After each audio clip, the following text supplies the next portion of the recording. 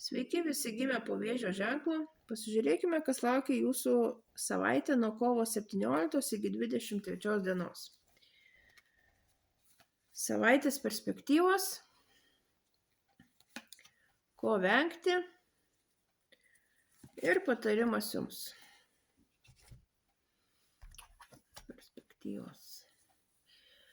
Poilsio laikas, niekur neskubėkit, neforsuokit įvykių, tiesiog leiskit savo ramiai pabūti, pailsėti, pasirūpinti savim.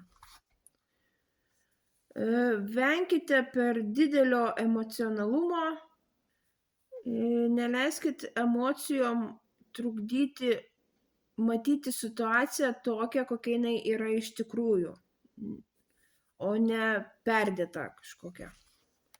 Ir patarimas jums. Imkit reikalus visus į savo rankas, bet kaip ir prieš tai buvus korta, šitą kortą irgi jums sako, kad nebūkit pernelyg emocionalūs, pernelyg karštakošiški, nebūkit egoistai ir per daug nagli. Šiuo laikotarpiu šios savybės dirbs ne jūsų naudai.